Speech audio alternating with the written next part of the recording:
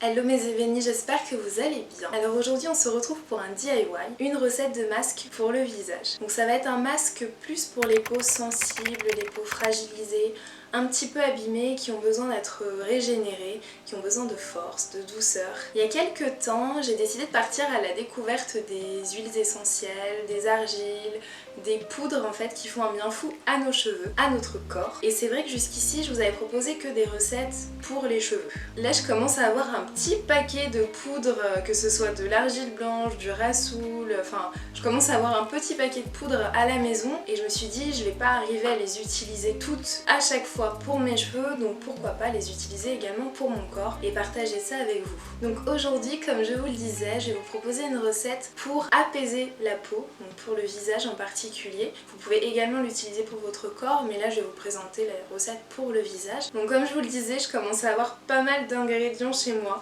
Donc je vais utiliser deux poudres que je vous ai déjà présentées en vidéo et une huile que je ne vous ai pas encore présentée dans mes vidéos. Pour réaliser ce masque, vous aurez besoin de poudre de guimauve. Donc là la poudre de guimauve, je vous en ai parlé très récemment dans une recette pour les cheveux. Je vous mets la vidéo juste ici, comme ça vous pourrez voir la recette exactement pour les cheveux. Donc là c'était plus une recette pour démêler les cheveux, apaiser le cuir chevelu. Voilà, je ne vous en dis pas plus et je vous laisse aller voir la vidéo, je vous mets le lien juste en bas. D'argile blanche. Donc l'argile blanche, pareil, je vous avais déjà fait une vidéo avec cet ingrédient là. C'était pour vous expliquer comment je clarifie mes cheveux, donc ma routine clarifiante qui débute toujours avec de l'argile blanche. Et je vous mets le lien juste ici. Et enfin le dernier ingrédient du masque pour le visage, ça va être l'huile végétale de cranberry. Et cette huile là, je ne vous en ai jamais parlé, mais on va en profiter pour faire un petit tour de ces trois ingrédients pour que je vous explique un petit peu les propriétés de chacun et en quoi le masque que je vais vous proposer aujourd'hui va être apaisant, régénérant. La recette que je vous propose aujourd'hui, c'est une recette que j'ai trouvée sur Aromazone, n'hésitez pas à y aller, c'est mine d'or.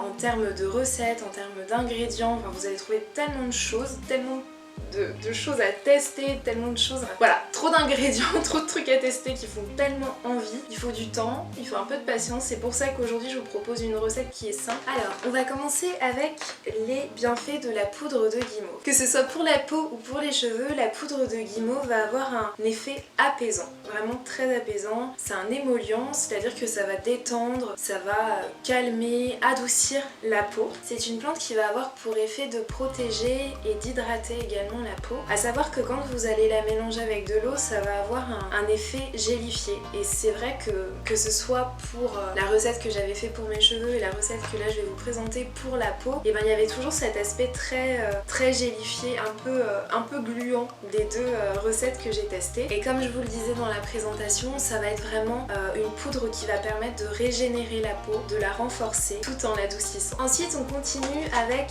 l'argile blanche. Donc l'argile blanche qui va avoir pour effet d'absorber les impuretés et de les absorber en douceur. Comme je vous le disais, on est sur un masque pour les peaux sensibles, pour les peaux abîmées, donc on va prendre un agent absorbant, oui c'est ça, un agent absorbant assez efficace mais assez doux. Donc l'objectif ça va être vraiment d'absorber, de purifier, d'assainir la peau en douceur. Donc il va aussi avoir un effet matifiant. Et enfin vous aurez besoin d'huile végétale de cranberry, donc là c'est de l'huile vierge de chez Aromazone. Donc c'est une huile qui est riche en oméga 3, en oméga 6, en antioxydants, donc elle est vraiment très bien pour les peaux sensibles, les peaux sèches et les peaux matures. Elle va vraiment permettre de nourrir, d'hydrater, de tonifier, de régénérer la peau. Pour les peaux abîmées, elle va vraiment être réparatrice et offrir de l'apaisement à tout ce qui est démangeaison, si vous avez des piqûres de moustiques. Et c'est vrai que c'est aussi le cas pour la poudre de guimauve qui,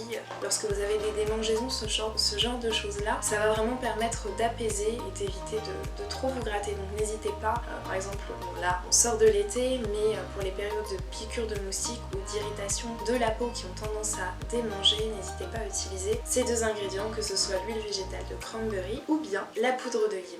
On passe maintenant à la réalisation du masque et pour ce faire vous aurez besoin d'une cuillère à café de poudre de guimauve, de 2 cuillères à café d'argile blanche et d'une cuillère à café d'huile végétale de cranberry. Je mélange le tout et je vais rajouter un petit peu d'eau pour rendre la texture beaucoup plus souple, ce qui facilitera l'application par la suite. Et donc comme je vous le disais, on va se retrouver avec une texture gélifiée, donc ça c'est dû à la poudre de guimauve. Au niveau de l'application, ça va être vraiment très simple. Si vous avez réussi à obtenir une texture assez lisse, il n'y aura pas du tout de difficulté. Si vous sentez que la texture est beaucoup trop épaisse, beaucoup trop difficile à appliquer, rajoutez un petit peu d'eau. Au contraire, si vous sentez que c'est beaucoup trop liquide, rajoutez un petit peu d'argile blanche et un petit peu de poudre de guimauve. Donc là, pour appliquer sur mon visage, je vais utiliser un pinceau.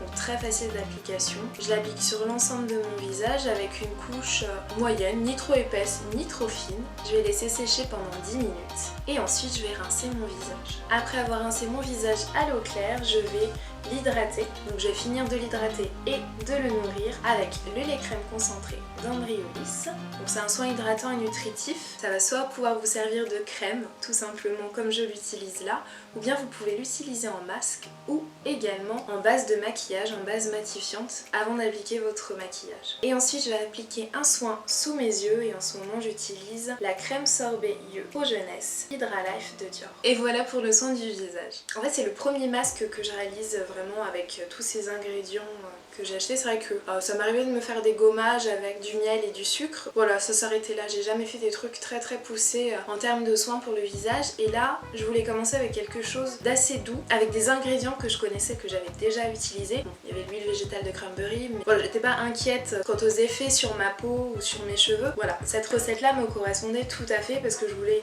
quelque chose d'assez doux. Pour les effets sur mon visage, je me suis retrouvée avec une peau très douce, apaisée, bien nourrie. Donc au final, la crème que j'ai mise derrière, c'était vraiment pour être sûre d'avoir la peau bien hydratée tout au long de la journée. Et c'est vrai qu'après le masque, j'ai pas eu de tiraillement me disant attention, t'as la peau un petit peu sèche, j'ai pas du tout eu ça. Une petite information, si vous avez la peau à tendance grasse, je vous conseille plutôt de mettre une demi-cuillère à café d'huile de cranberry pour pas vous retrouver avec la peau trop grasse. Et pour celles qui sentiraient que votre peau, après avoir rincé le masque, elle est quand même un peu grasse, n'hésitez pas à utiliser une solution lavande, enfin un savon classique pour retirer les derniers excès d'huile, pas du tout gênant. Donc voilà, je vous le recommande vivement pour ces moments où vous sentez que votre peau est un peu fatiguée, un peu manque un peu de force, elle est un peu abîmée mais qu'elle est quand même assez sensible. N'hésitez pas à faire ce masque là. Et je pense que c'est un masque que je ferai assez souvent pour toutes mes petites zones du corps qui ont tendance à être un peu irritées. J'ai souvent des petites plaques parfois à certains endroits. C'est des choses qui sont pas très graves et qui s'en vont assez rapidement si j'en prends rapidement soin. Donc je pense que ce masque peut être vraiment pas mal du tout si vous avez une peau assez sensible et tout simplement des zones de votre corps comme moi qui ont des petites irritations. N'hésitez pas à utiliser ce masque là. Comme je vous le dis à chaque fois pour les masques pour les cheveux, si vous avez des recettes que vous adorez réaliser, que ce soit avec des poudres particulières, des argiles particulières, des huiles essentielles, des huiles végétales, n'hésitez surtout pas à le partager en commentaire. Moi ça me fait découvrir d'autres huiles, d'autres poudres, notamment la poudre de guimauve et l'argile blanche. C'est grâce à vous que je les ai découvertes, que j'ai décidé de les tester, donc n'hésitez surtout pas à mettre tout ça en commentaire. N'hésitez surtout pas si vous avez des questions et je vous fais plein de bisous. Je vous dis à très bientôt pour une prochaine vidéo. Bye. Et en attendant, on se retrouve sur les réseaux sociaux.